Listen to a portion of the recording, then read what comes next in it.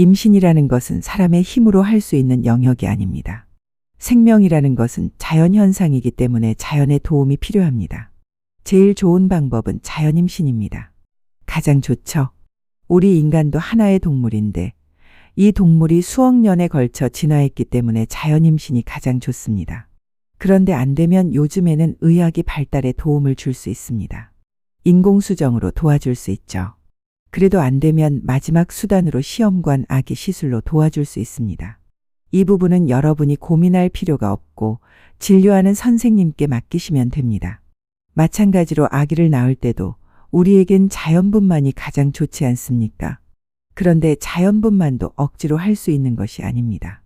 자연분만이 어려우면 유도분만으로 도와줄 수 있고 그래도 안 되면 수술을 통해 제왕절개로 아기를 낳을 수 있습니다. 쉽죠? 임신도 자연임신이 가장 좋은데 안 되면 시험관 아기 시술로 도와줄 수 있습니다. 결론적으로 임신과 분만은 모두 담당 선생님께 상의에 맡기실 수 있습니다. 자연임신은 수억 년에 걸친 진화의 과정입니다. 임신이 되려면 난자와 정자가 있어야 합니다. 씨앗이 필요하겠죠. 사람은 포유류 동물이기 때문에 단태 동물입니다. 따라서 난자는 하나만 생깁니다. 반면 강아지나 고양이는 다태 동물로 여러 개의 난자를 만들어서 새끼를 여러 마리 낳습니다. 그러나 인간 같은 단태 동물이 배란이 되면 이 난자가 나팔관 끝에 가게 됩니다. 그때 부부관계를 맺으면 질 안에 있는 정자가 자궁을 통해 나팔관으로 이동해 난자와 만납니다. 포유류는 엄마 뱃속에서 만나게 되죠. 그런데 물고기는 어떻게 될까요? 연어가 강바닥에 알을 놓으면 수컷이 와서 정자를 뿌리죠. 이것은 체외 수정이고 시험관 아기와 같은 개념입니다. 자연임신은 난자와 정자가 배 안에서 만나 수정이 되는 것입니다. 난자가 하나 있고 정자가 있죠. 그중 한 마리가 안으로 들어가 수정되면서 엄마와 아빠의 유전자를 아기에게 물려줍니다. 이때 XX 염색체가 들어가면 딸이 되고 XY 염색체가 들어가면 아들이 됩니다. 옛날에는 아들을 낳는 법, 딸을 낳는 법에 대해 고민을 많이 하셨죠.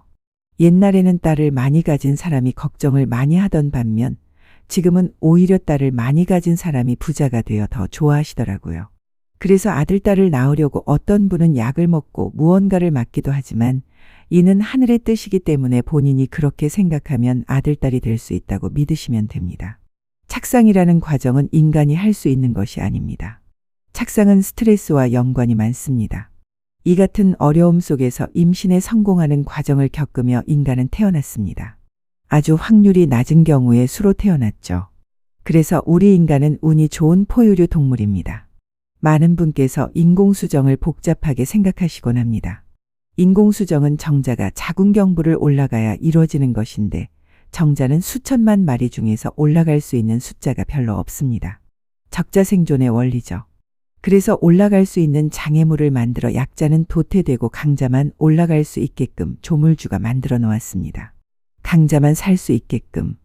그래서 건강한 정자만 골라서 넣어주는 것이 인공수정입니다. 이렇게 정자와 난자가 만나 수정되고 착상되는 과정은 여성의 배 안에서 이루어집니다. 이것이 안 되면 시험관 시술을 하면 됩니다. 간단합니다. 시험관 아기 시술은 1978년 영국에서 처음 성공의 딸이 탄생하면서 발표됐습니다. 지금으로부터 약 45년 전이죠. 그래서 세계적인 이슈가 되었고 당시에는 시험관 아기 임신 자체가 뉴스였습니다. 그런데 지금은 기대치가 높아져 시험관 아기 시술을 하면 곧바로 임신이 되는 줄 알고 환자들이 기대를 많이 하게 되었습니다. 우리 포유류 인간은 단태 동물이기 때문에 난자가 하나만 나오지만 지금은 난자를 여러 개 얻는 주사를 개발하여 임신율을 높이게 되었습니다. 예전에는 배란 주사를 많이 맞았죠. 그런데 배란 주사 약도 과거에는 화장실에서 소변을 받는 통을 이용해 호르몬 약을 채취하여 난자를 얻는 식으로 개발했습니다. 당시에도 많이 부족했죠. 지금은 난자를 여러 개 얻는 주사약이 분자량으로 계산되어 일정한 품질로 만들어져 임신율을 높이게 되었습니다. 이렇게 난자를 여러 개 얻는 주사를 맞고 정자를 체외에서 수정시켜 임신을 도와주는 것입니다. 배에서 안 되면 바깥에서 수정을 시키는 방법이 바로 체외 수정 시험관아기입니다. 수정란을 하나 넣을 수도 있지만 2개 넣기도 하며 2를 넣으면 쌍둥이가 될 수도 있고 하나가 될 수도 있습니다. 착상은 예측할 수 없습니다. 앞서 언급했듯 임신이 안 되면 시험관 시술로 해결할 수 있고 아기를 가졌을 때 분만이 어려우면 제왕절개를 하면 됩니다. 그런데 문제는 착상입니다. 착상은 알 수 없는 것입니다. 한 예로 38살의 여성분이 임신이 안 되어 인공수정도 해보고 시험관하기 시술도 3번 시도해가며 겨우 아들을 낳았습니다. 그런데 어느 날 토요일에 3살 된 아들과 손잡고 오셨습니다. 저에게 뭐라고 하셨냐면 원장님, 둘째는 자연임신으로 되었어요. 제가 할 말이 없었습니다. 이 여성분은 첫 번째 아기를 가짐으로써 마음이 편해지고 임신에 대한 생각을 벗어나게 되어 자연임신이 된 것입니다. 이처럼 착상은 스트레스와 매우 관련이 많습니다.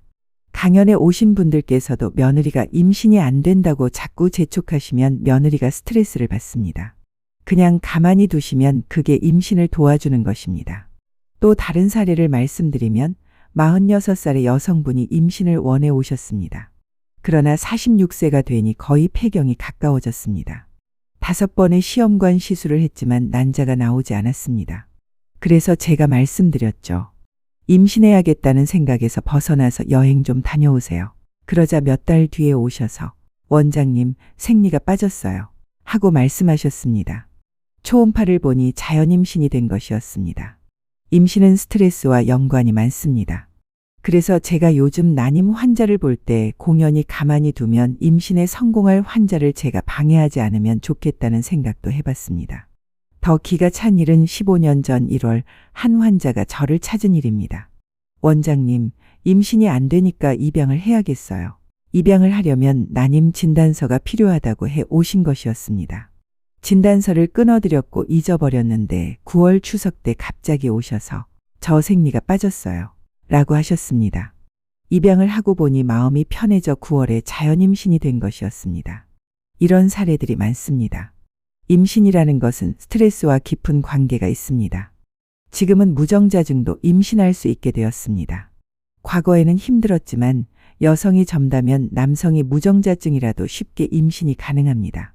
다시 말해 정관이 막혀 정자가 나오지 않는 경우가 있다는 것입니다. 제가 여러분께 고백할 것이 있습니다. 전문의 시험을 마치고 7월에 대학 교수로 발령받아 3개월간 공백이 있었고 주임 교수님이 저에게 KBS 앞 남천동 가족협회에 가 있으라고 하셨는데요. 그때가 1981년입니다. 제가 거기서 무엇을 했냐면 여성분들이 임신을 하지 못하게 복강경으로 나팔관을 묶었습니다. 남자분들은 예비군 훈련에서 제외되기 위해 정관 수술을 하러 많이 오셨습니다. 제가 그때 잘못된 일을 많이 저질렀기 때문에 지금은 회개하며 임신을 시키기 위해 바쁘게 일하고 있습니다. 지금은 정관 수술을 하더라도 추후 정관을 풀기보다는 고환 조직에서 정자를 찾아내는 방법이 있습니다. 그 정자가 있으면 난자 하나에 정자 한 마리를 넣어주는 미세수정술이 개발되었습니다. 1982년도에 현미경 기술이 발전하면서 가능해진 것이죠. 예전 이조시대 때는 여성이 큰 대궐집에 시집을 가서 아기를 못 낳아 소박을 맞고 쫓겨났습니다. 그런데 그 여성이 다른 곳에 시집을 가서 아들 둘을 잘 낳았다는 이야기가 있습니다. 지금 생각해보면 그때의 난임 원인은 아마 여성이 아니라 남성이었을 것 같습니다. 그러나 옛날에는 무조건 임신이 안 되면 여성의 탓으로 돌렸습니다. 요즘은 임신이 안 되면 여성뿐만 아니라 남성도 함께 병원에 가서 원인을 찾고 당당하게 이야기해야 합니다. 정자 한 마리를 넣어주는 시술은 현미경에서 약 400배 확대하여 진행됩니다. 시술이 많이 발전했습니다. 저희 세화병원에서는 무정자증 환자가 고환 조직 수술을 했을 때 정자가 안 나오는 경우가 있지만 그래도 아이를 원하시면 다른 사람의 정자가 필요할 수 있습니다. 과거에는 환자들이 다른 사람의 정자를 사용하는 것을 많이 꺼려했습니다. 여성분이 나이가 많으면 다른 남자의 정자를 받는 것도 꺼려했죠. 그래서 예전에는 자기 남동생의 정자를 공여받거나 이건 물론 안 되지만 시아버지의 정자를 받기를 원하는 경우도 있었습니다. 지금은 그런 인식이 많이 바뀌어 정자가 안 나오면 혈액형에 맞춰 정자은행을 이용해 아기를 갖는 방법도 있습니다. 시술이 어려운 것이 아니라 결정이 어려운 것뿐입니다. 그렇게 맞는 혈액형을 찾아 임신을 도와주기도 합니다.